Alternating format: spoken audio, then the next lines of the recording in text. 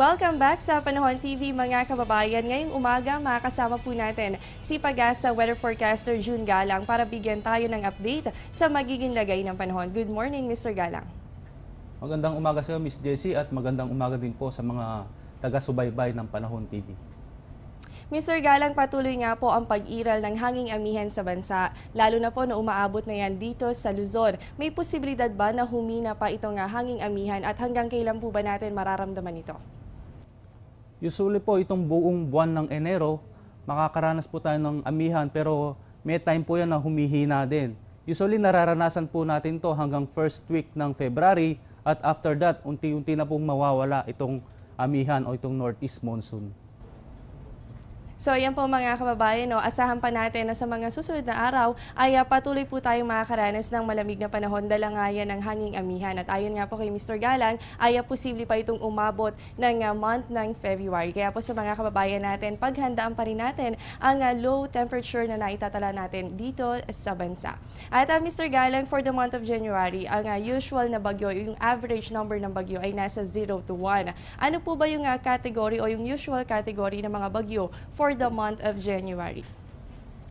Usually po yung mga kategory ng bagyo, tuwing buwan po ng Enero, karamihan po dyan ay nasa tropical depression, 13, ang tropical storm, 11 naman, at ang typhoon, usually yung pinakamarami, 14 po yan. Mula 1948 po yan hanggang 2014 na record.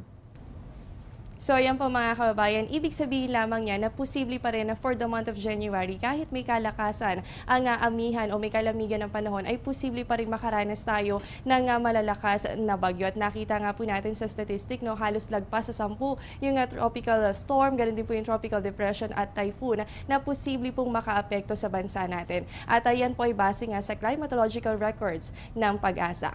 Mr. Galang, dahil nga po patuloy pa rin tayong nakakaranas ng mababang temperatura, kahapon po ba sa naitala ang lowest temperatures?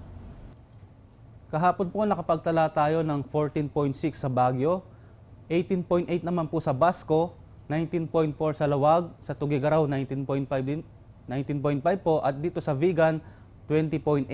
At kaninang madaling araw, nakapagtala po tayo sa Baguio ng 16.2, sa Tanay 18, sa Lawag 21, Sorsogon 21 din po, Tuguegarao 21.5, at dito po sa Science Garden sa Quezon City 21.9 as of 2 AM po yan, at aasahan po natin na maaari pa yung bumaba hanggang alas 5 po ng umaga. So kung mapapansin po natin, nangunguna pa rin sa listahan ang Baguio City, kung saan nga po na i-record o na itatala yung lowest temperature sa bansa, dahil nga ito yung area kung saan una pong direktang tinatamaan ng hanging amihan o northeast monsoon.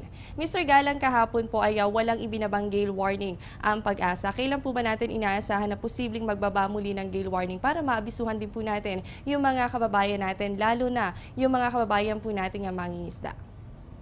Tama po yan, wala pa po tayong nakataas na gale warning sa 50 baybayin ng ating kapuluan. Pero asahan po natin sa susunod na 1 o 2 araw, maaaring magkaroon po tayo ng gale warning. Mag-uumpisan po yan dito sa may extreme northern Luzon at bababa po dito sa may northern at central Luzon. Kaya asahan natin sa susunod na 1 hanggang 2 araw, maglalagay na po tayo ng gale warning dito po sa may extreme northern Luzon. Ulitin lamang po natin mga kababayan, wala pong nakababang gale warning mula sa Pag-asa. Ibig sabihin po ligtas ang maglayag sa ating mga karagatan. Pero asahan po natin na sa mga susunod na araw ay posible pong mag-issue muli ng gale warning ang Pag-asa, dahil nga po yan sa paglakas muli ng hanging amihan, lalo na po sa may extreme northern Luzon. At Mr. Galang, bilang panghuling katanungan na lamang po, ano po ba magiging lagay ng panahon ngayong araw ng Miyerkules? Ano po bang nilalaman ng inyong 5 AM weather forecast?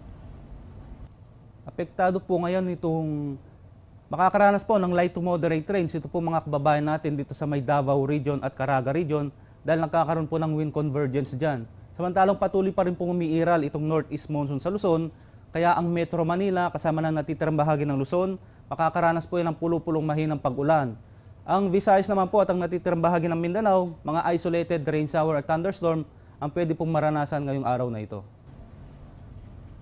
So good weather condition po tayo ngayong araw ng Miyerkules, pero syempre huwag pa rin po natin kalilimutan ang pagdadala ng payong tuwing lalabas ng inyong mga tahanan dahil posible pa rin tayong makaranas ng mga pulupulong pag-ulan o pagkidlat pagkulog, lalo na po yan sa hapon o kaya naman ay sa gabi. Maraming salamat po Mr. Galang, huwag kayong alas, magbabalik pa ang Panahon TV matapos ng ilang paalala.